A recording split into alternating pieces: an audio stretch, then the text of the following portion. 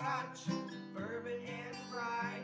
If they like a bottle, they'll tell you why.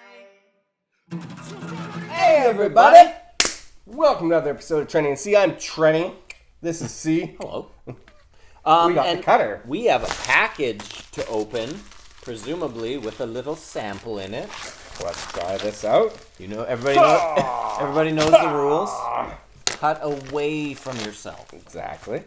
Oh, there's a little sample dample. One little bottle. A little bubble wrap. There's a letter in here that I cut through. You got the top of I it. cut the top of the letter off. What does that part say? Anything? Oh, there's Cut that too. Cut everything, yeah. I screwed up. Dear Trenny and C, thank you for your ongoing support and passion for our whiskey. It is a great pleasure that we introduce to you our latest creation, Meeting Creek number 3. Meeting Creek number 3, GrainHenge. Hold on, let me do a zoom. You speak while I zoom. This is a single malt whiskey bottled at 56.4%. It is matured for 3 years. Number 2 char New American Oak and number 3 char New American Oak and ex-bourbon. The grain bill is 2-row amber, crystal, brown, and chocolate. So that's all some interesting barleys there. The spirit is a medium amber color that leaves some legs on the side of the glass. The nose is nutty chocolate caramel and vanilla with some dried fruit and cedar. Pause. Crack. Let's see if we find what they've said there before we... Glug, glug, glug, glug, glug. We've always, I gotta say, like, we've been impressed with the GrainHenge. GrainHenge has done very well with us. And this is a potent whiskey here. Hold on. Don't read further. We just drink it all. Let's drink it all. Drink it all. You have one chance to make a first impression. Yeah. We'll take a full bottle next time. Take a full bottle.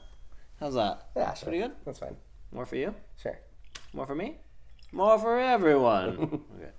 Okay, stop. Okay, stop. so should I read that again? No. Okay. Let's get into it ourselves and see if we met, because I didn't really pay attention to anything you said. Okay. Well, I mean, there's going to be some... It's going to take a second to open up with the whole... Because it's bigly, hugely. 56.4%. Correct. They do bottle their stuff big, typically, which is cool. Yeah. And this is one of those craft distilleries that seem to be able to handle cask strength very well. And I think we always talk about it. It comes down to a style, like a house style. Mm-hmm. And I feel like whatever they have, whether it's accidental or not, the house style works well with bigger. But a lot of distilleries will tell you that the house style is completely accidental. It's For sure. It's a combination of the yeast, the grains, the stills, the water. Totally. And because one thing, I know barrels give a lot of flavor to whiskey, but everybody's kind of using the same barrels. Everybody's getting them from the same distilleries. So I know it's like, oh, we get the best barrels. It's like, no, you kind of all just get the same barrels. Well, it's so hard to say too, because like some of those barrels that they're using, that they're getting from distilleries, got it from Portugal or Spain or other different places. So okay, so I'm getting that it's starting kind to of open like up now. a fruity sweet and sour sauce, almost like that. Yeah, the red pork balls kind of. That's a good point. Little sour pork ball kind of note. The sweetness is really, really nice on this. Yeah. It's got a little bit of that cinnamon kind of vibe to it too. That's what I mean. It's like even McDonald's kind of sweet and sour sauce, because it's got a sweetness, but like almost like a little bit of a... It's like a... peppery plumminess or something. Yeah. I don't know if I'm describing the whiskey or just McDonald's sweet and sour sauce, but either I kind of want some McDonald's. Yeah, I could use some nuggets right about now. But it also has like a bit of that, like the herbal, spicy kind of vibe to it on the savory side of things. But the sweet side of things is exactly what you said. Like it kind of balances nice with the sweet and savory. It's nice when you have sweet and savory together. Okay, should we give it a sip? Okay, hold on. The nose said... Okay. It was nutty chocolate caramel and vanilla with some dried fruit and cedar. Wrong. We didn't. I'm just kidding. We didn't say any of those. I mean, things. I can see the I get savory side of the cedar. I was gonna say the cedar is part that would I'm stand gonna out. rough it up a little bit, actually. Oh, just blast it. Do you know what? I can see the chocolate. Like there is a chocolate vibe to it. But let's. Yeah, I know what you mean too. Like it's strange how you can pull that out of there somehow weirdly. Okay, I'm going to the flavor here. Oh, it did say the legs linger on the glass, and look at that. That's like nothing's shaking those. Got down. legs and it knows how to booze them. Yeah, exactly. Okay, let's have a little sip. Okay, let's try and come up with sip notes before we read theirs.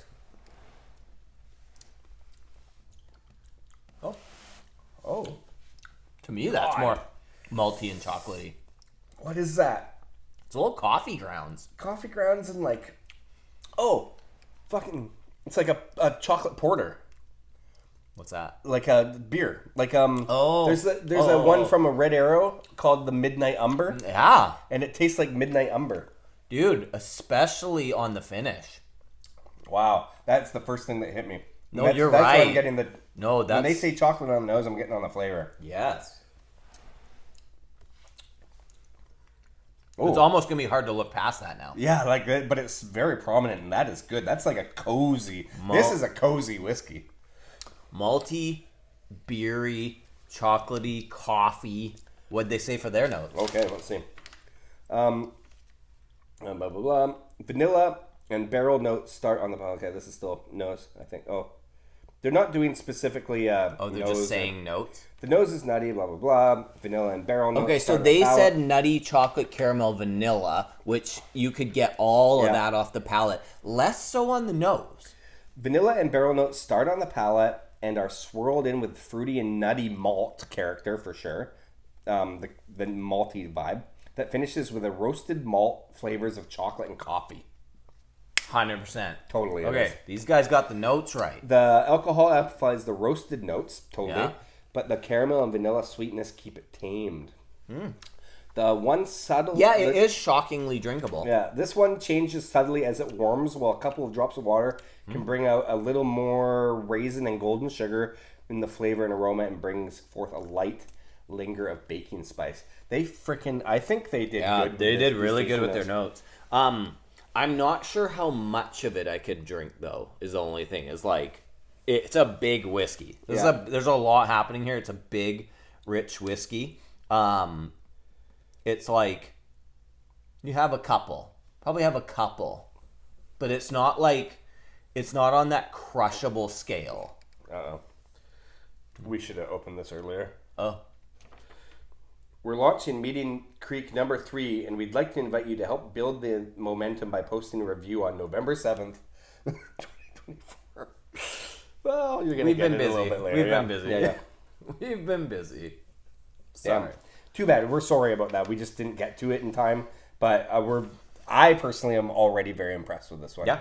I know you said like the idea of not maybe being able to drink a lot of it. However, I bet if this was bottled at a lower percentage, like 45%, then you're gonna. I mean, it might not have as much bigly hugeliness, which this. I like style, it as it is. I'm just saying it's like when we talk about crushable whiskeys, this one is not crushable. This one is savory. You savor it, you take your time with it, you enjoy the complexities of it. It's very good. It's and again, this is another one of those interesting Canadian whiskeys. This is straight up from British Columbia. No, this is Alberta. Oh, sorry, GrainHenge. Yeah, sorry, from Alberta, and it's just like Just the doing Canadian different whiskey stuff. world is Yeah. doing so many different things that when it's good, it's excellent. Yeah.